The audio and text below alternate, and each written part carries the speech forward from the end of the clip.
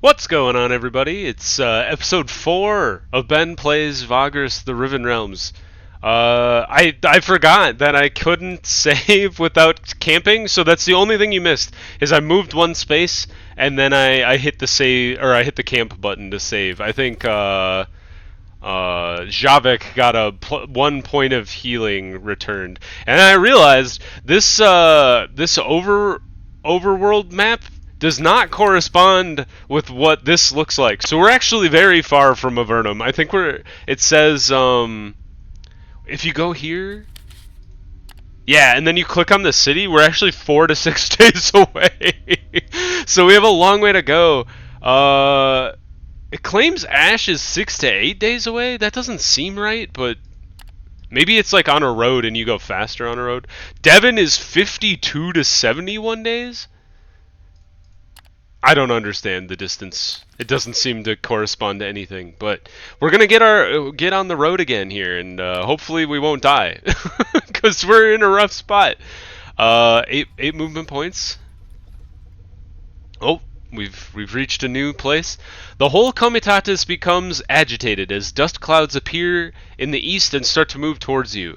You give orders to your crew to prepare for a dust storm. Such a thing is fairly common out here on the border of the Searing Plains, and you should have little trouble traversing it. Make the necessary arrangements and head on south. After half an hour, the cloud is much closer, and it is now certain that it will cross your path. By then, everyone is wearing protective masks or bandanas, and all the cargo and equipment are secured.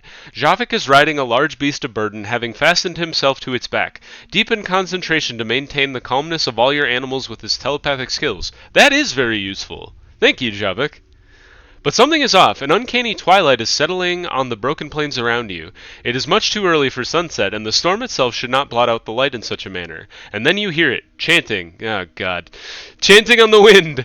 A pale light at the heart of the storm heading your way. You can see the faces of your crew slowly becoming distorted in panic. We can't catch a break.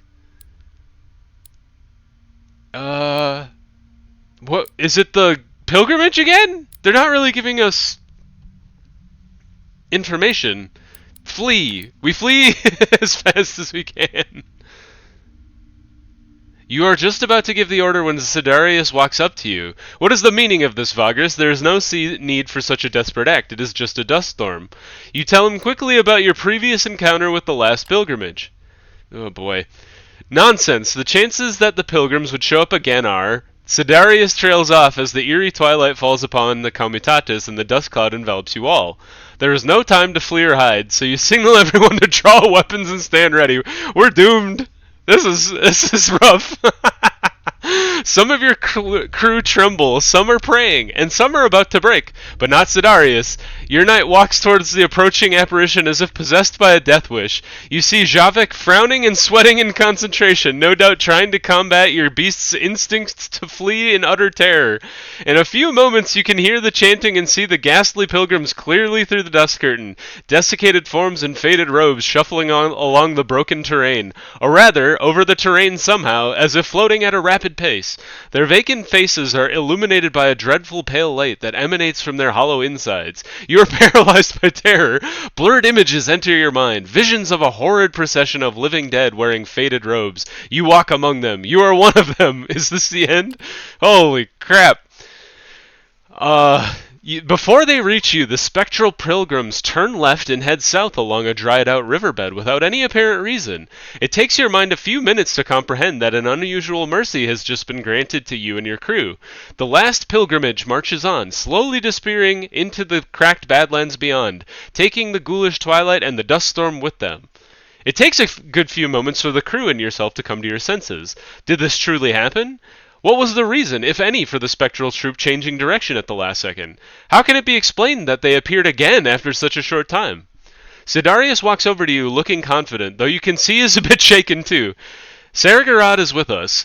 This is an omen if I have ever seen one. My destiny for retribution against the enemies of the Empire must be the reason why these horrors let us be. You swallow and nod, yet you aren't so certain why it happened the way it did. Rest assured, Vagrus, as long as you have me by your side, no harm will come to your comitatus. Remember that. I feel like that's not true, but sure. Cedarius walks away, signaling the line to move along. We got +5 insight. I'll take it. I'm lost, man. I don't understand. Still rattled, you move along the line, assuring everyone that the danger is past. With the comitatus moving, you join Javik on the top of the largest beast of burden, but you barely talk. You have never heard of anyone encountering the last pilgrimage twice. Somehow you do not feel blessed, haunted more like. After an hour or two, you and your crew fall back into travel routines, and tonight all this will seem much less terrifying. In fact, you should be grateful for avoiding certain death at the hands of these accursed things twice in a row. Hopefully there won't be a third time. You move on towards avernum. That was nuts. I'm astounded we did not die. Time to camp? It must be where we're at in the world, because every time I look for acquire supplies, it's always a 100% fail with anybody. So we're gonna leave it be. We don't have a sufficient crew because one of our guards died. Rough. What if we? Oh, we don't have enough. Even if we have the outrider, well, we'll just lose vigor, I guess. What are we at? We're at 7. 7 out of 9. That's okay. We can minus 1 vigor. Camping is fine. Nothing major bad happened. How far out are we from Avernum? It looks like we're still over a day away. We could force march. And I'm gonna try it. Just once. Now we camp. We can scout again, but we have no movement. So this would take 1 vigor. How are we doing on supplies? What are we at? We have exactly enough supplies for 1 more day. We've accrued 9 upkeep, which we cannot pay. We gotta look for supplies, otherwise we're gonna die. So even though this is gonna rough up our vigor, we gotta give it a shot. We did succeed. We only got like half of the food we need, though.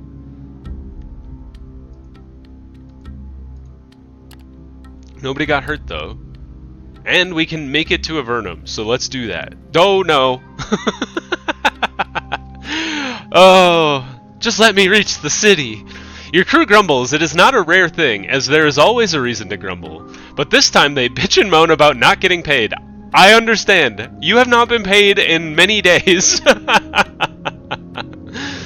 Which is a fairly good reason if there was any.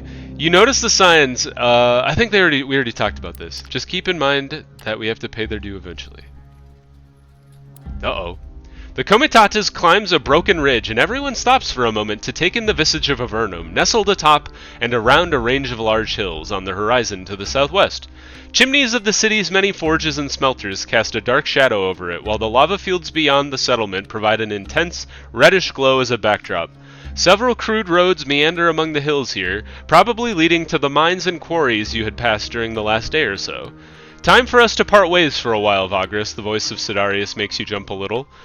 A large fellow wearing heavy armor, he managed to creep up on you without a sound. He's standing beside you, gazing at the horizon. I have to make my way into the city alone. My reasons are my own, but before I go, I have a proposition for you. His voice and stature tell you there is not much point in arguing. You are well aware, of course, that my contingent was betrayed and ambushed out in the wasteland and where we met. During our trek back here, I have come to the conclusion that whoever betrayed us had to be someone involved in the investigation I led in Avernum before setting out from the city. Even though I have some ideas where to start looking for traitors,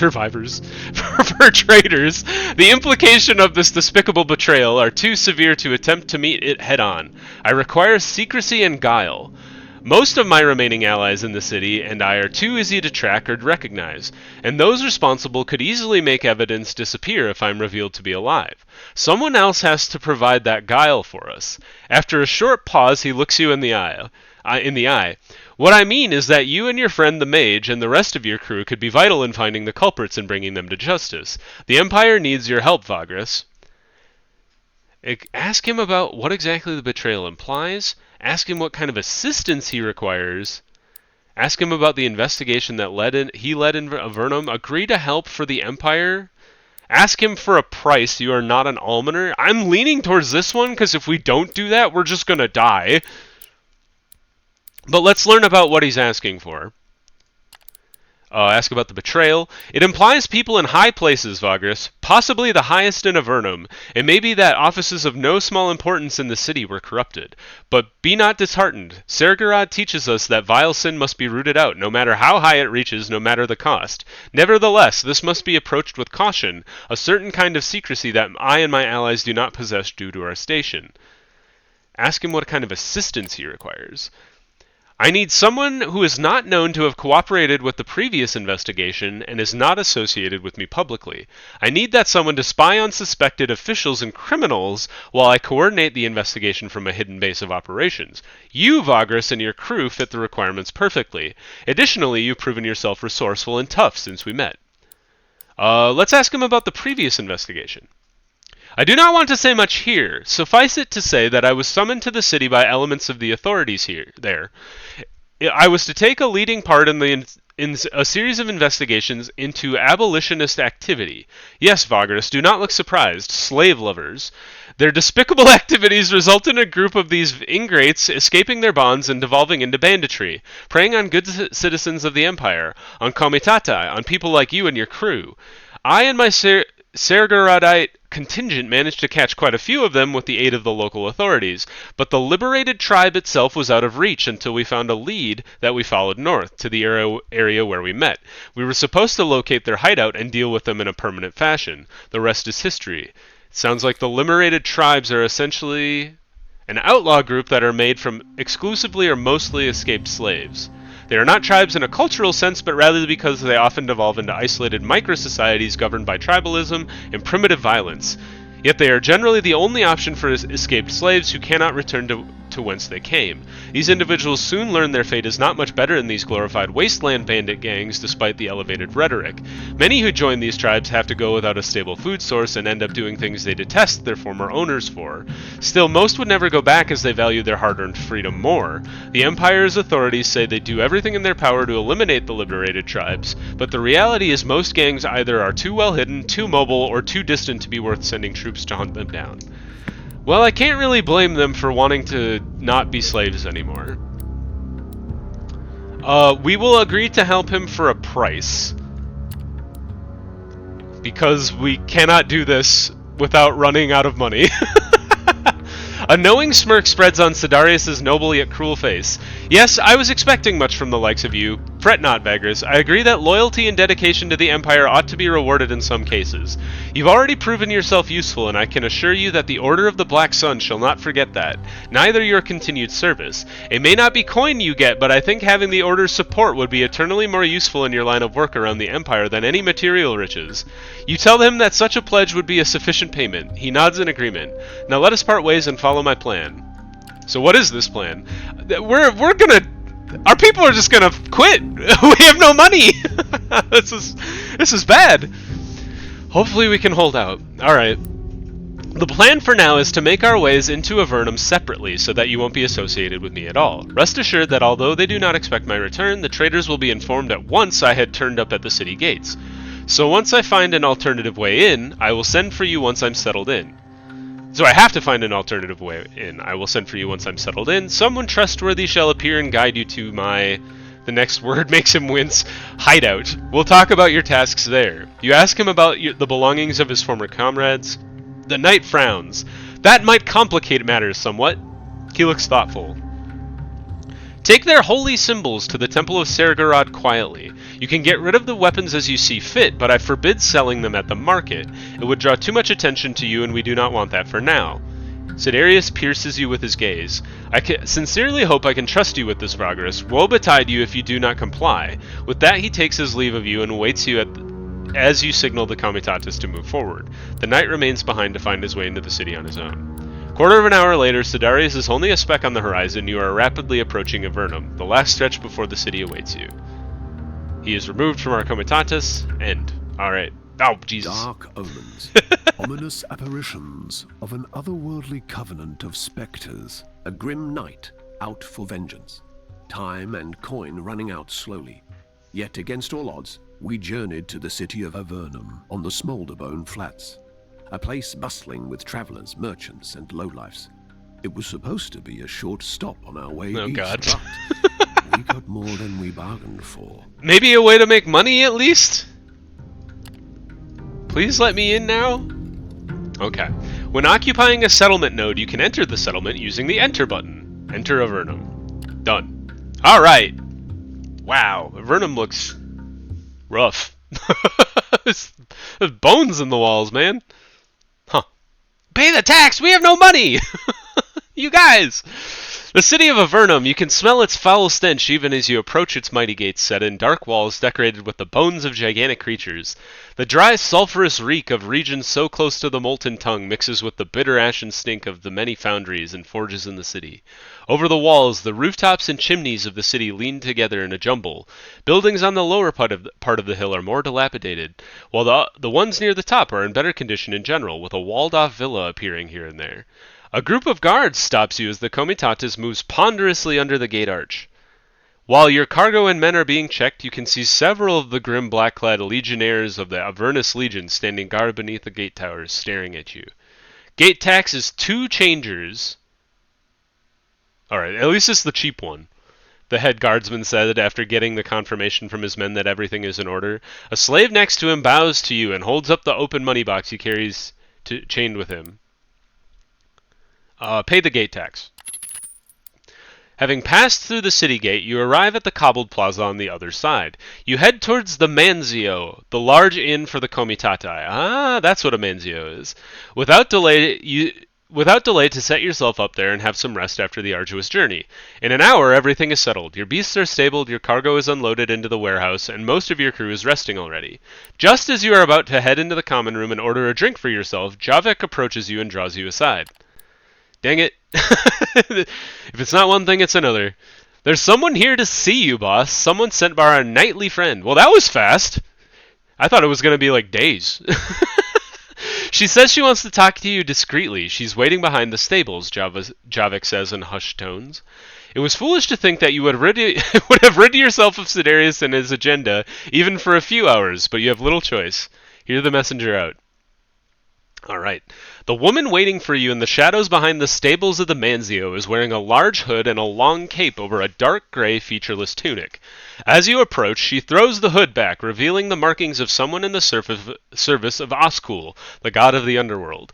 A face painted pale with dark eyeshadow to give the impression of a skull. Ah, neat. You suspect that she is a novice attached to the Order of the Black Sun, or an acolyte of the Church Oskul. The woman looks around furtively. There is nobody nearby, just you and Javik. Greetings from our mutual friend, the Knight Dominus, the woman says quietly after looking you in the eye. I was sent here to take you to him when you're ready. I'll wait here. Just don't take too long. He's very eager to see you. From now on, you can visit Cedarius in Avernum. Before you set out, Javik draws you aside. So it would seem we'll stay here longer than we expected. It occurs to me that such a delay would put a strain on our resources, and I'd rather doubt that our knightly friend cares about that. You have also considered this. Javik goes on as you rub your chin thoughtfully. I was thinking we could smelt the scrap metal we bought. I know it would cost us, but hear me out. Not only does smelted steel take up less space in the cargo hold, but it would also allow us to sell a fraction of it for great profit here. It's a loss in the long run, but we have to pay the crew if we are to tarry here, don't we? He makes an excellent point. This is what I've been worried about the entire time. You have to admit, he is making a lot of sense. You could smelt down the metal and sell some of the bars for an injection of coin if need be. The two of you make ready to set out. The Manzio pane is now active. Navigate to the Manzio pane by clicking on it. Alright. This is the Manzio pane. Manzios are inns specialized for Comitatii. When you rest in the Manzio, the day ends and you'll get an end day scene similar to when you camp in the wilderness. You can see your own Comitata's crew pane on the left and the Manzio stock on the right. You can hire or dismiss crew as well as buy or sell beasts in the Manzio. Switch between crew and beasts with the buttons at the top. The type of beast can also be changed here at great cost, but this is locked in the Pilgrims of the Wasteland. We should get another fighter because having one down was taking a toll on our vigor. Rumors can also be purchased here. These bits of information can unlock points of interest on your chart, tip you off to business opportunities, or give you hints on storylines. Purchased rumors can be found in your journal under the Rumors tab. Passengers can also be found in Manzios. When taken to their destination, they reward you for your efforts, but often you have to reach the place within a time limit. The passenger's consumption and potential crew combat strength is also shown here. Exchange news allows you to tap into local sources about the settlement you are in, which could be information people might pay for in other places. At the same time, you also pass on the news you've gathered from elsewhere, providing a few coins. The list of settlements you carry news from can be found in your journal under the News tab. That's really neat! So we should exchange news. For sure.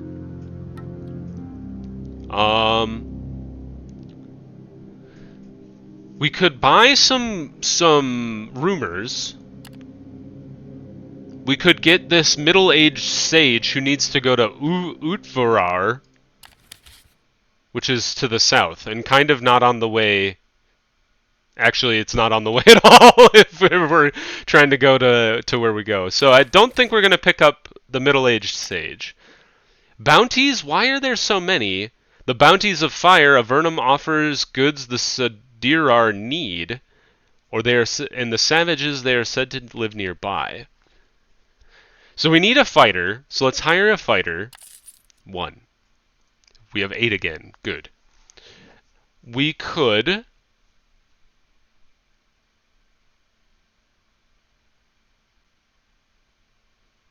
I'm tempted to buy some of these rumors. Why don't we buy all 3? We're already in debt. We're going to do the metal smelting thing to get some money. So we're going to buy these. Okay, there's more than I thought. All right, we're buying all 4. I'm in deep. I'm in deep, team. Chart location is revealed. Let's look at our journal real quick. Whoops, wrong one. Journal. We've got rumors here. Bounties. In the rumors pane, you can find all the rumors you have found or bought in settlements. Yep. Bounties. There's talk of a bunch of bounties put out by the Avernum's administrators on targets ranging from wild beasts to runaway gladiators. You should visit the Slag Fort if you want to earn some coin as a bounty hunter. The bounty office there will have all the information you need. Okay, we should definitely do that. Asking the right people over at the market reveals that the tribe dwelling in an oasis in the south of Avernum values metal greatly. Iron, copper, tin, silver, all exports of the city. Perhaps there is some profit to be made. I wonder, do we have to go this far south? Dwelling, it must be that. People talk about savages living in 2 tribal settlements, one to the south and another one further southwest of Avernum. These people worship the elements, and their shamans are said to be able to heal the most terrible wounds. They are called the Cedarius. Or Cedirar. Cedirar? Okay. And according to locals, there's a fairly hidden trading post out in the flats about 2 days almost due southeast of Avernum run by some trading house. There might be a business opportunity there, though a lone wanderer claims they have some trouble brewing at the outpost. Huh. Alright. Maybe we do want to pick up this guy. Because if we're going to go visit the people to the south, maybe it makes sense to take him. Alright, we'll take him with us. Let's check the market. We need supplies. How do we smelt our stuff? Is that an option here? Cargo?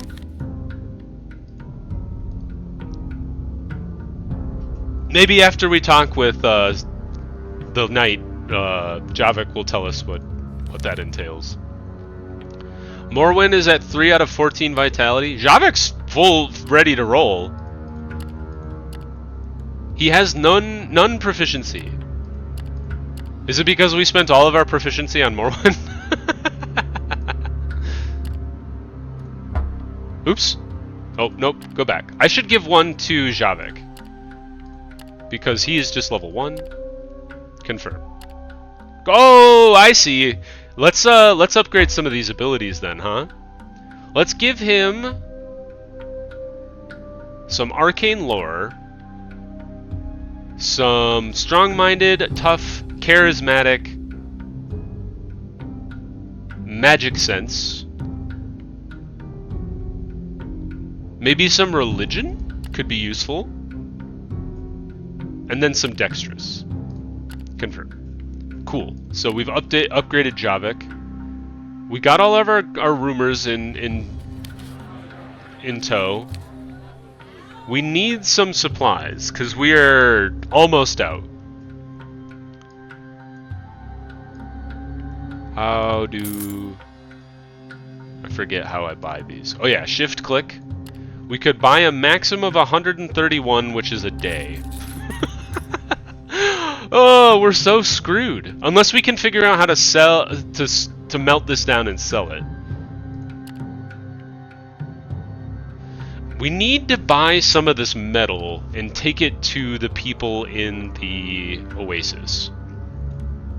There's so much to do. Explore the city, visit the sorcerer, visit the slag fort, enter the temple, seek out the foundries. Okay, maybe those are the people we need to melt some stuff down. Go to Cedarius' hideout. Let's go to Cedarius' hideout first. Cedarius' hideout is a tumbled-down set of stone buildings about a block away from the Temple of Sergorod. You can reach it by going into the enclosed courtyard of several houses, entering the cellars, and ascending a well-hidden set of stairs. There's always a novice or two down in the cellar on guard duty. The apartment Cedarius occupies is owned by the church, but few know of it even among the anointed. It is usually used when they have someone to hide, which is fairly rare.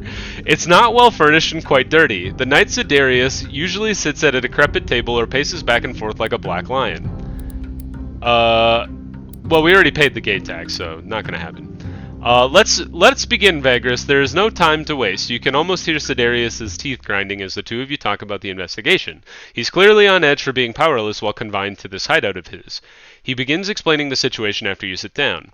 When I arrived here on a request of the order to root out the abolitionists plaguing the region, we assumed that they were no more than well-organized gangs laying ambushes on travelers out in the wasteland. Perhaps some idealists and bored aristocrats in the city aid escaped slaves that joined their ranks, but nothing more. A nuisance. Now I'm absolutely sure that quite a lot of powerful people are involved in this whole mess, since they had the audacity and resources to set a trap for my contingent. That required coordination between the slaves and the slave lovers. Therefore, I conclude that the people my initial investigation involved had to have been in cahoots with the abolitionists. You need to find them and learn all you can about what they are hiding. Because we are dealing with powerful people, you need to apply subterfuge. There are 3 sources you have to investigate. These 3 targets were all close to the lead that guided us into the ambush up north. Norse. Who is your first target? Our first suspect is Assistant Magistrate Galudius Darrow. He was the one assigned to my cohort when we took up the investigation in Avernum. He coordinated with local law enforcement and served as a mouthpiece for the prefectus and his magistrates. I have no doubt that he has to be involved in some way. Getting to him would not be easy, but I figured something related to me and my contingent's fate would pique his interests. Therefore, go to the slag fort and report to officials that you have information about my fate. That will almost certainly get you an audience with Darrow. Tell him that you've come across signs of battle and the remains of Sergorodites up north. When he asks if there was a Knight of the Order among him, tell him no. You ask him what purpose this would serve other than alerting him and his fellow conspirators. Well, you do not have the powers of a priest of Sergorod at your disposal, but you do have the next best thing, he says with a predatory smile and looks at Javik. Your friend stirs and seems uncomfortable, but nods. I can read his mind. This topic will surely divert his thoughts on the matter, making the scan much easier. Who is the second target? Next, we have the centurion Vardus Pendius. A drunkard fallen from grace, the old soldier was key to the lead we got in our initial investigation. He had been tasked with leading a patrol in the north reaches between Arenas Negras and the Molten Tongue. According to his report, they found tracks out in the rough terrain and followed them almost to the Voiceless Lake. There they stumbled upon a sizable camp hidden in some ravines. They turned back because they were severely outnumbered, and Pendius knew that the camp was either outlaws or a liberated tribe. But when they were leaving, they got ambushed by these hostiles. Only 3 soldiers survived, but only Pendius made it back to Avernum. Conveniently, Cedarius frowns, Pendius is now enjoying his leave of duty. I need you to get him stinking drunk and deftly question him about these matters. I'm sure that his report is completely fake, but he may let slip who made him lie in the courts. He is regularly at the Rusty Pugio. That's a great name. And then the third target. Finally, there's the Smelter's Collegium. Word is they run half the city, especially its criminals. They were not directly involved in the plot, but whoever armed the abolitionists must have done it through them. Also, whatever the damned slave lovers take from the comitatai that fall victim to them has to go through the city's black market, also run by the Collegium. They never talk to a Sergorodite, but they would talk to you. See what you can learn from them, but be prepared to be clever or they'll get suspicious. Cedarius puts a copper coin on the table! Only one coin! We have no money! This should be more than enough for bribes. Use your guile or your sorcerer's telepathy or whatever, I don't care. Just glean from them as much as you can from the abolitionist contacts in the city. One of their headquarters is in the tavern called the Gallows Anvil. Now you know everything to start your investigation. One lurg. Great. Cedarius's hideout is in a we already know this. We don't need to ask him about any of that stuff, really. Let's leave. Let's go. We need to go to the foundries and smelt some scrap. Talk to the smiths about equipment made of metal. I'm just kind of curious. You talk to several smiths about how to make your carts more resilient by reinforcing them with metal. Eventually you come to an accord. You will provide the metal and a fee. It will take a few days to complete the task. Nah. Let's smelt down the arms and armor of the dead Sergorodites. He didn't say we couldn't do that. He just said don't sell them to the people in the market, right? Whoops. We got 1 iron and 1 bronze. We lost the arms, and there goes our money.